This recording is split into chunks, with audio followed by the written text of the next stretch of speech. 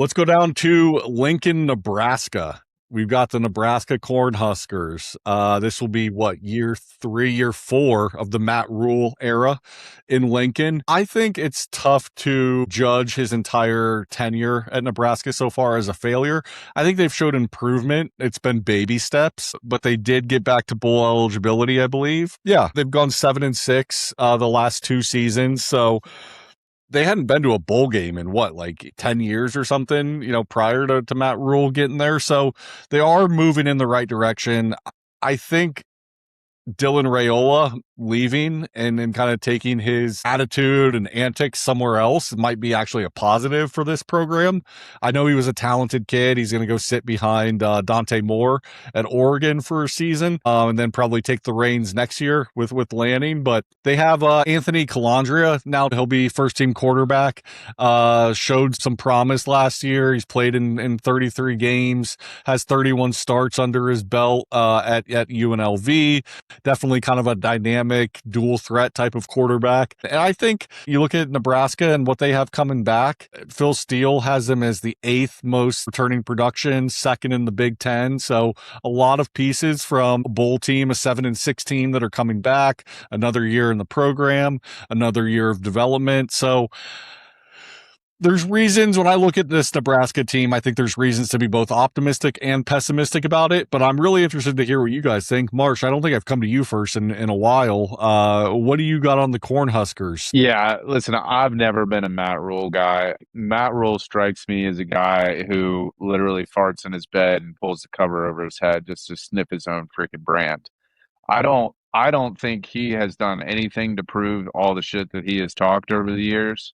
But I do kind of agree with some of the sentiment that you say, Casey, around Dylan Raiola taking his crybaby attitude. He thought he was Patrick Mahomes. Guess what, pal? You're not. You're going to go sit behind Dante Moore, and then they're probably going to bring somebody else in the transfer portal and kind of pull the carpet out from under you. But that's beside the point. I do like the fact that he's gone. I think that with this team, you mentioned Colandrea. He is a very dynamic quarterback. So I like the career aspect for him. He's got a lot of veteran presence and starts under his belt, brings some stability to the Cornhuskers. Justin Evans, the center, being really the anchor of the offensive line. It's always good when your center is one of your best players. I think that'll help from a communication standpoint and bring some of that stability as well. So they've got some talent. Listen, they've got some playmakers on the outside. They brought in like 3 offensive linemen from the portal, a couple guys from SEC schools too. So I think they're doing the right things. The biggest question is the clock going to run out on Matt Rhule? And I think it's similar to the Luke Fickell situation. Matt Rhule's seat not as hot, but definitely hot.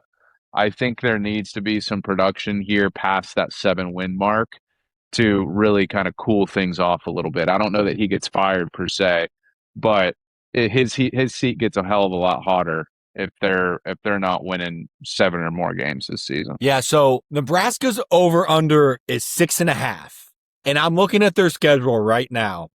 First off, they start off with Ohio University and Bowling Green. I mean, these are barely colleges. Anyone in the world can get into these schools. So those are wins. Second, after that, they got 3 more wins. So I have them starting 5-0. And you'd think 5-0, that's an easy over 6.5 wins if you start 5-0. Wrong. After that, it is brutal. Indiana, Oregon, Washington, Illinois, Rutgers, Ohio State, Iowa. I could see them losing 6 out of the last 7 games easily, if not all 7.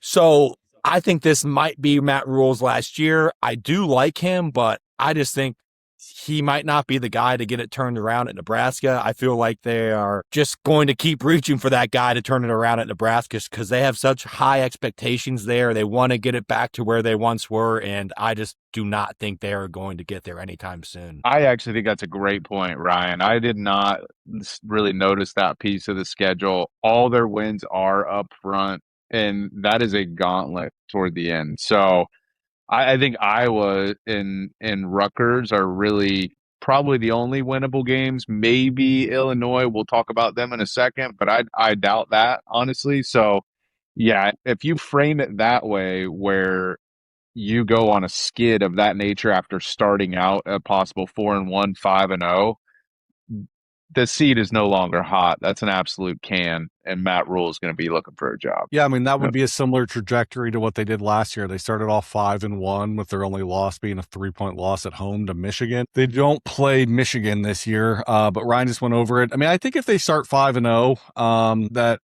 it sucks because Illinois, Rutgers, and Iowa are all kind of teams that they certainly aren't going to be, mismatches against, but they all three are on the road, and those are all three teams that could beat them, right? So that is tough. You probably got to sneak a win at home against Washington if you don't get all three of those or 2 out of 3 of those. So yeah, I'm with you guys. I think Nebraska could be a little bit better and could be improved, but maybe it doesn't show up in the win-loss column, and you're looking at more of a 5-7, 6-6, but it doesn't quite feel as good as a 6-6 season last year, right? Nebraska is one of those teams where I do think Dylan Raiola is a good quarterback, and I just don't think he's the right fit culturally at a school like Nebraska. I think they should have more of kind of either a dynamic guy like a Colandrea or, more of a pro style quarterback that can sling it around to some guys that maybe they pay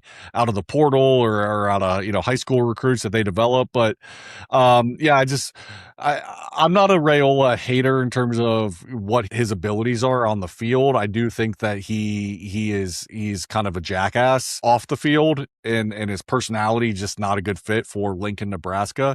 And I think Oregon is a much better fit for him out there just from a cultural standpoint. But yeah, I there's nothing that stands out to me when I'm looking at the odds for Nebraska outside of potentially under that 6.5, but they're 50-1 to get to the Big Ten championship. They're 25-1 to get to the college football playoff, 120-1 to win the Big Ten. So, I just think this is probably a team that their floor is 4-8 and their ceiling is 8-4, and they're just going to be kind of right there at 500 or a game or two below or above, and that's what Nebraska is these days. So